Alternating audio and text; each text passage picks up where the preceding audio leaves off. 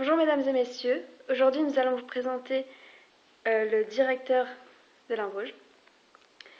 Alors pouvez-vous nous présenter exactement votre entreprise? Bien sûr, avec plaisir. La société Linvauge est une société spécialisée dans le linge de maison, aussi bien en vente à distance qu'en vente par magasin, ainsi que pour les hôtels. Linvauge existe depuis 1923. Nous fêtons cette année les 90 ans de la maison Linvauge. Nous avons une reconnaissance dans la France entière et même un petit peu au-delà de nos frontières. Et donc nous sommes spécialistes du linge de maison et on édite des catalogues par exemple comme cela extrêmement régulièrement puisqu'il y a un catalogue printemps-été et un catalogue automne-hiver. Par linge de maison, il faut entendre tout ce qui est linge de lit, linge pour la salle de bain et linge de table majoritairement. D'accord. Et quelle est votre fonction dans cette entreprise? Je suis directeur d'établissement donc, de la Linvauge à Gérardmer. Donc cette fonction que j'occupe depuis 2007 et avec beaucoup de plaisir. Ok, pourriez-vous nous décrire un peu votre parcours?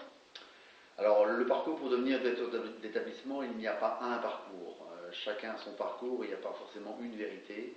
Ça c'est quelque chose de très très important à bien noter. Maintenant je peux vous décrire mon parcours, ce n'est pas forcément le parcours idéal, c'est un parcours parmi tant d'autres.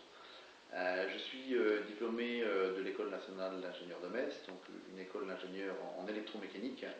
J'ai démarré ma carrière en tant que responsable de production dans le monde du papier. J'ai œuvré pendant 11 ans à cette fonction, avant de devenir directeur d'usine, donc d'un site de 70 personnes, toujours dans le monde du papier, entre 2001 et 2007, avant donc de prendre la direction de l'établissement Linvauge à Gérardmer.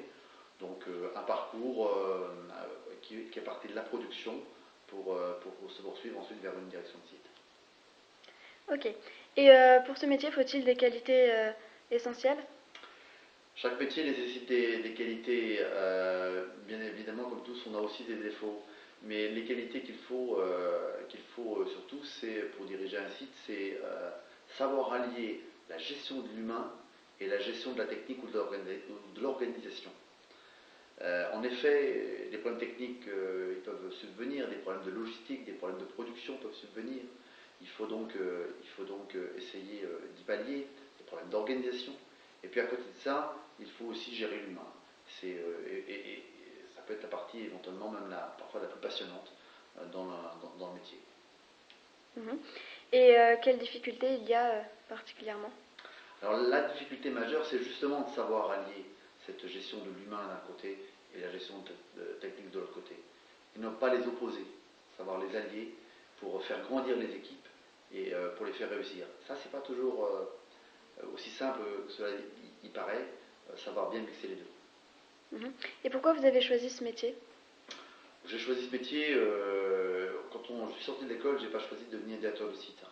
J'ai choisi d'aller vers le monde de la production parce qu'il y avait beaucoup de techniques et étant ingénieur de formation, c'est ce qui me plaisait le plus. Donc j'ai d'abord choisi un métier de production parce qu'il y avait du management, dimension qui m'intéressait beaucoup, et parce qu'il y avait aussi de la technique. Donc j'ai découvert ce mélange de la technique et de l'humain en tant qu'homme de production, et après, naturellement, l'expérience venant, j'ai souhaité évoluer vers un métier de direction de site.